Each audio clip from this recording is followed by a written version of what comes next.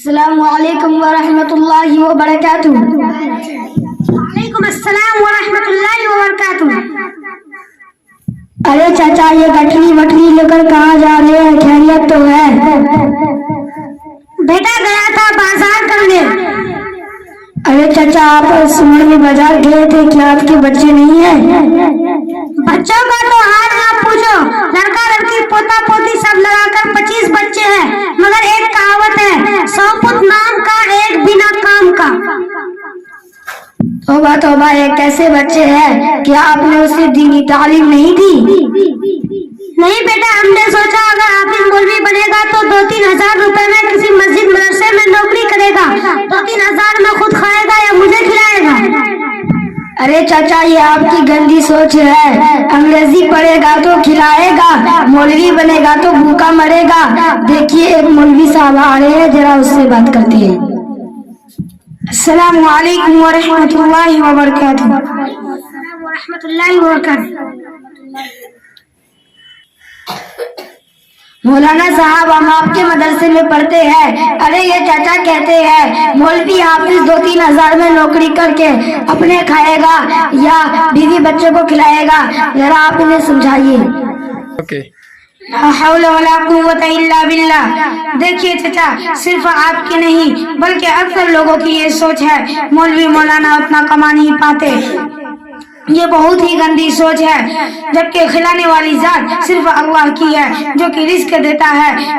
روزی کا تعلق ڈگریوں سے ہوتا تو بھوکے ان پڑھ لوگ بھوکے مر جاتے۔ کہیں آپ نے دیکھا مولوی مولانا بیکار گھوم رہا ہو یا خودکشی کر رہا ہو؟ اس کی ہر جگہ عزت ہوتی ہے۔ آپ اس کے برخلاف آپ دیکھیں گے بی اے پاس گھوم رہا ہو، اگر ڈاکٹر ہے تو اس کی ڈاکٹری نہیں چل رہی ہو، اگر وکیل ہے تو اس کے پاس کوئی کسٹمر نہیں آ رہا ہے۔ کیا چچا ایسا ہے کہ نہیں؟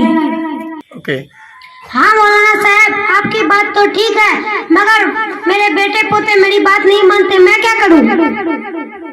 سنیے چچا، اگر آپ اپنے بچے کو دینی تعلیم دیتا تو وہ آپ کی خدمت کرتا۔ مدرسہ میں یہی پڑھایا جاتا ہے، ماں کے قدموں کے نیچے جنت ہے اور باپ جنت کے دروازوں میں بیچ کا دروازہ ہے۔ آئی بات سمجھ میں؟ کچھ آیا؟ ہاں کچھ آیا۔ اچھا چچا، آپ کو دین کے بارے میں کچھ معلوم ہے؟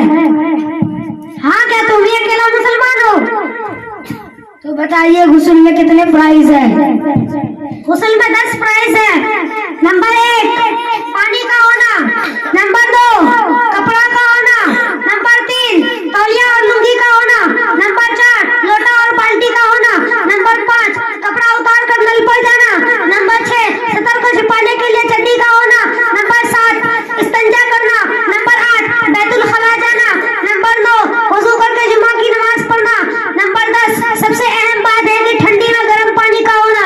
اگر ان 10 چیزوں میں سے کوئی نہ ہو تو غسل نہیں ہوگی۔ استغفر اللہ چچا جان، غسل میں 10 نہیں 3 پرائز ہے۔ نمبر 1 اگر روزہ نہ ہو تو گرگرے کے ساتھ کلی کرنا، نمبر 2 ناک گرے مڈے تک پانی پہنچانا، نمبر 3 ایک بار پورے بدن میں پانی بہانا۔ ہاں بیٹا، اتنا کم ہے، میں نے سوچا 10-20 ہوں گے۔ اچھا تم نے کیسے جانا؟ یہ تو بہت آسان ہے۔ اچھا بیٹا، تم نے اتنی اچھی تعلیم کہاں سے حاصل کی؟ کیا آپ کو نہیں معلوم؟ 0 مائل ارریا میں وہاں سورہ البنات والاطفال کے نام سے ایک ادارہ چلتا ہے، وہیں سے سیکھا ہے۔ اچھا، وہاں کیا کیا پڑھائی جاتی ہے؟